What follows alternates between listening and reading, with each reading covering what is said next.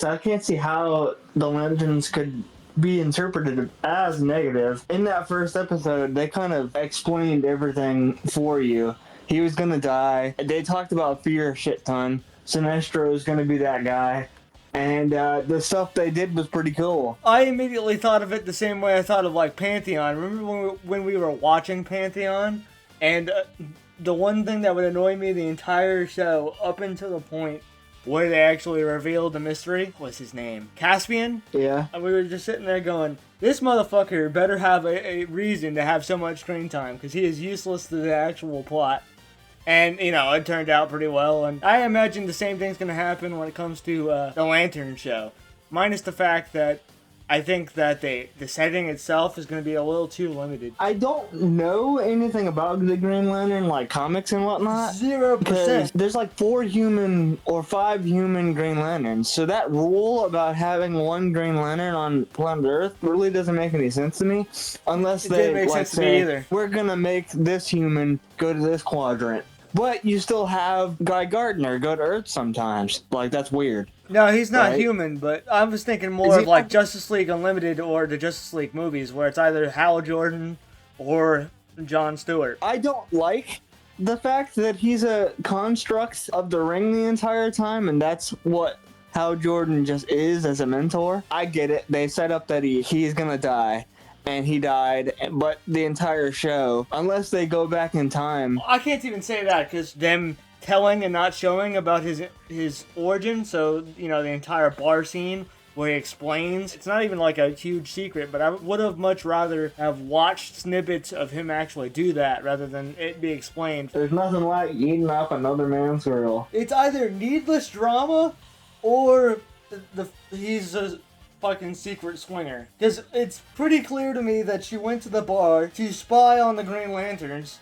for the sake of whatever alien plot they're hanging on to. Why she fucked the black eye, I have no idea. I don't find it That's needless drama. It's fucking needless drama, dude.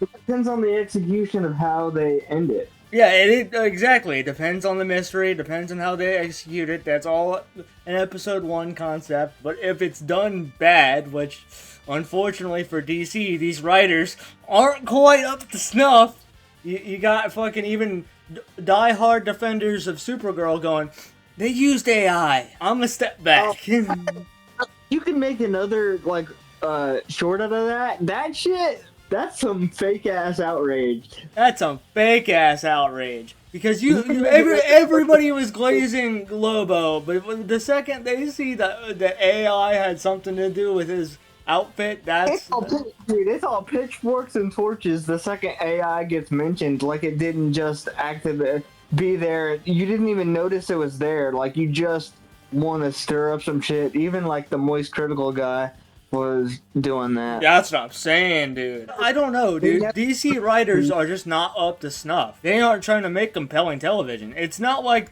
Marvel is any better because they have, like, Ironheart. Everybody and their mama can make up a better plot than Ironheart with Ironheart's characters. It is good. I just don't have any faith that it's not going to lean too heavily on the earthly aspects and the dumb fuckery. No, that dude's gonna be country Lex Luthor. But one thing I generally didn't like or don't like in general with most bad guys is like the alien complains about fucking climate change. The alien complains about climate change and homelessness, and I'm like, motherfucker, do you not plan on murdering people? You literally say, I have a biomesh, and I plan on Allah Akbaring everybody in this fucking room. Possibly the entire city. What the fuck does that have to do with climate change? You know that any of these superheroes can change that at any moment. That shit should not be in their universes because they can fix it with a flick of their wrist. I think that generally with comics. It's just like, why is that there? I'm just talking about like little nitpicks that were making me go, am I going to like this? I hope that I'll like this.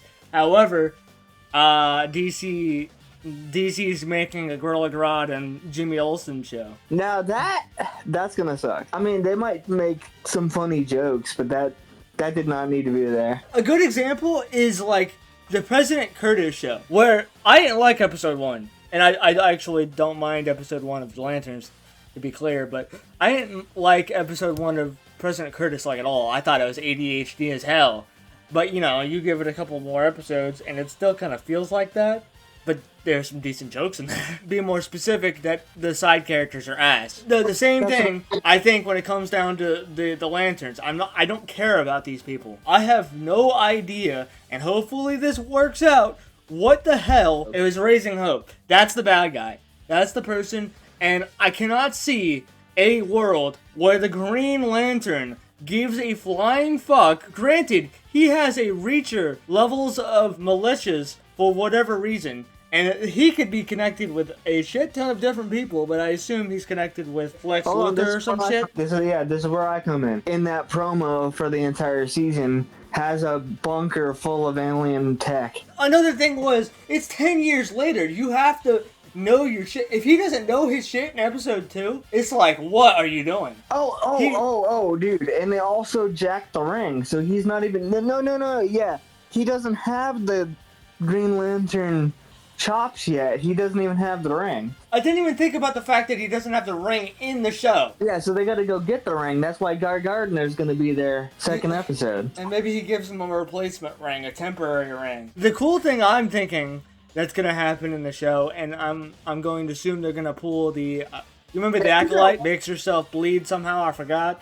And then it bleeds into the Kyber crystal and then becomes red. I'm gonna assume he goes full on, you know, MAGA Trump, turns into a yellow ring through sheer force of will, if you will. I just think that it would be more important, not only for the DCEU, but for the show itself to explain the hierarchy of command when it comes to things like aliens coming to the Earth and just taking a dude. If somebody gets arrested in space, how does the law actually handle that? Like Men in Black! They don't really need to do Men in Black stuff. Everybody already knows that. No, but that's what it is. If you have an alien on Earth, and obviously they're undocumented, but more importantly, they happen to have done a crime or need to be questioned by a random green space cop. Superman showed himself in 2022. Maybe they'll do an episode where Superman shows himself in Lanterns. 2022. Yeah, and then Guy Gardner goes up and arrests him immediately. He's like, who the fuck are you? How strong are you? I recognize that you're Kryptonian, but the more Kryptonian lore I get, the harder it gets to enjoy the storyline. That would be cool, though. It would be cool. Superman in Lanterns. Because again, there's a lot of red tape there. I know. I don't know about the comics with Jon Stewart's love interest. But I do know about that Justice League TV show. Oh, you introduced some Vixen? Oh, they ain't doing it. No, Vixen. Fucking Hot Girl. Oh, fuck all that. That's all about Vixen, baby. The Hot Girl storyline, dude. Nah, dude, nah. I know there's a fan base for Wonder Woman. That just makes sense. But who actually gives a flying fuck about Hot Girl comics? But I don't think they would find her in fucking Nebraska. No, he ain't find her in Nebraska. Nebraska was Guy Gardner's spot. You mean Hal Jordan? Hal Jordan, damn it! See, they're fucking me up with all these Green Lanterns. Nathan Fillion is fucking Green Lantern in the cartoons. Yeah, I think that's what's fucking me up. Season 2 of The Punisher, and this goes right back into the Lanterns, I swear. Season 2 of The Punisher's plotline is fucking garbage. It's not fun to watch. It makes no sense, and it makes a shit ton of sense if this shit was written back in the 90s or late 2000s. But in 2026, this shit just feels like ass. The first episode main plot of the show is Punisher goes and finds a lady that has a flash drive. Senator kissing a dude. The plot is they kill everybody, every innocent dies in the vicinity of that flash drive just because their son is gay. And what that have to do with Lanterns, by the way? What that has to do with Lanterns, specifically, my question being, with that Punisher in mind, how do we escalate from random school shootings to using a fucking Jewish space laser to destroy it, mixed with ambition to police Earth? You just have to wait, dude. You just gotta wait. Imagine waiting for the Punisher 2, and then that was the end of the plot line for that character. He's gay, and the reason why we want the flash drive is he's gay, and we don't want the public to know that.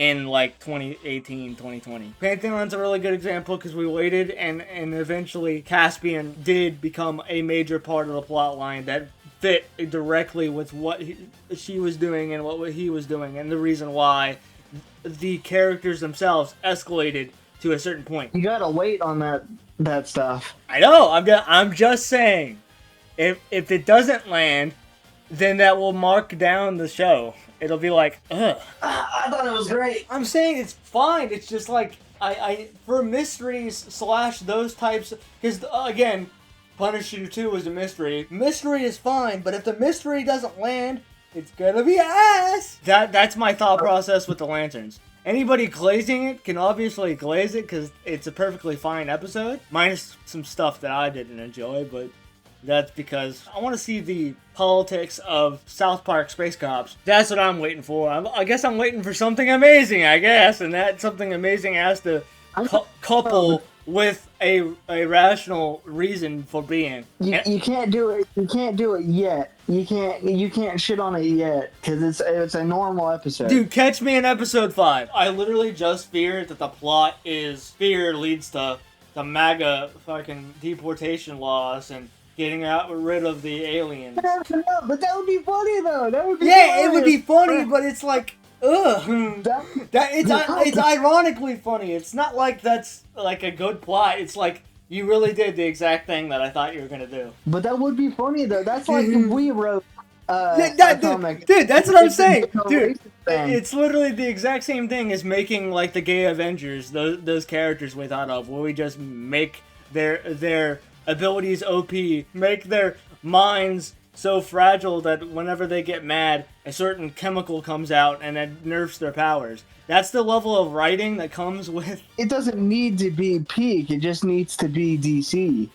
I need to see Sinestro. I need to see major bad guys. Dude, that's what people... Dude, that's literally how Dad describes Spider-Man. It doesn't actually have to have a good story. I don't actually have to give a fuck. Whenever he looks at Spider-Man, he goes, I don't actually have to give a fuck about the characters. I don't have to actually give a fuck about what their emotional toll of the movie or what half the movie's about. He likes the character, he just doesn't like the plot. No, yeah, that's the plot of the movie, but I'll still call that shit peak. Just like every other dumb motherfucker that they called Spider-Man peak, except for those guys actually care about the characters and like lean into those aspects that I don't give a fuck about. Our dad is like, it's peak because of animation or because I got to watch the Hulk fight. The general point is, no, it just doesn't have to be DC. It has to actually have like a plot worthy enough to watch, because season 2 of The Punisher was butt cheeks because the ending, you have to explain why somebody doesn't get the rage ring and why there aren't those specific types of problems all over Earth. If the plot line is going to be, I'm scared of aliens, therefore I get alien fear ring. Again, I'm going to assume that he takes Hal's ring and turns it into a fear ring. The possible main villain with the militia takes it, turns it into a fear ring. He gets it boxed out of him by Jon Stewart. The question is, who has the ring? Yeah, the question is who has the ring, but like, why? And it can be turned into a fear ring if that's the case. Well, I'm assuming it will be. Like, I don't think anything's gonna fly, a fear ring's gonna fly his way. Because I'm assuming that... No, we're freaking... No, hold on a minute. It is the fact that it's created. Because that whole core... Yeah, no, that's what I was about to say, because Sinestro technically created his own. I don't know how in-depth the fear core is. And that's the kind of lore we need, which is going to be in the show, probably. It's going to be... Yeah, that's going to be in the show. Yeah, your whole spiel didn't really matter. Just remembering that I was literally walking into that thought process as I was talking. Yeah. And I just thought about it too, because wasn't that an injustice? As far as I know, it was like one of the random cartoons. Or the actual, maybe we're remembering a little bit of the Ryan Reynolds movie. If that guy's the guy that owns all the alien tech, and obviously alien weapons, one of the strongest alien weapons is a Green Lantern ring. Also, there's the fact of why... it has to be contained, because otherwise, the guy who dies, it's gonna fly to. And who else has that ability to hold it? But the guy that... to hold what? Anybody can put on the ring. They didn't make it... No, the ring... No, again, the ring itself will fly automatically to whoever's the next guy, which is obviously Jon Stewart. I can't keep saying his name. I forgot what his name is. Cowboy fucking Militia Man. Obviously is the only human within the area that could contain the ring using whatever bullshit alien tech is in his promo garage that you were talking about. Yeah, he could do that too. And then eventually in the show, he puts it on. I'm talking about plot beats. Now, imagine if we don't see these plot beats. But that is a plot beat. Hold on. Imagine if we don't see these plot beats. Imagine if we're just talking out of our ass. But we do see them in the outro to the first episode. No, imagine if we're just talking out of our ass. If I'm just saying things that fit. When a person goes shoulda, coulda, woulda, which is every commenter, YouTuber that ever existed, you'll find that things that other people say are a lot cooler than some of the storylines. Like, I could have made a million times better Supergirl movie with the blueprints of that movie to begin with. The same goes with Spider-Man. Green Lantern actual fans literally said they're doing this so-and-so plot line. I don't remember it, but yeah, they're doing this. Being a person that's not a Green Lantern fan and not knowing any of the villains, I have no reference to what a villain could come up next. I only have Nebraska. We also got to see if the critical drinker and or those nerd erotic people have those kind of comments, because I don't see it. I don't think they're gonna have those type of comments where they're actually constructive with what could happen with the show. Your process is a little too far. I think my process fits into the plot line that I've seen so far. I need to see more of the show, and that's obvious for every mystery show. And if the mystery sucks, it sucks. Well, it's not a mystery. We saw Sinestro in the promo. Dude, they're going to just interrogate him and maybe show us some flashback. They're not going to actually do like hardcore or anything with Sinestro that isn't, again, mixing with using what I know from episode 1, using that guy's insecurities, Raising Hope's dad's insecurities about aliens to fuel Sinestro from the jail cell? Sinestro's not in a jail cell. He's got to be in the jail cell. He's not? You're telling me that promo doesn't show Hannibal Lecter? A style interrogation where he says, I don't give a fuck about you. What do you want? Maybe I gotta see that one frame again, but I'm pretty sure he's just in space. I know. I default to going, maybe it's a Lantern prison, and the reason why he is just out in the open, if he's out in the open, is because it's an open air prison, and he doesn't have a ring, so it doesn't really matter. And he can't just switch a Lantern ring to be a fear ring. It has to be something that's forced by the thing and takes a good while to do. Which is why maybe he has some acolytes in the show. I have to throw in those other concepts based on what I know. He's got to have some acolytes. I don't think he's in prison, dude. Why wouldn't he be in prison? This is an old Hal Jordan. Meaning he already dealt with Sinestro.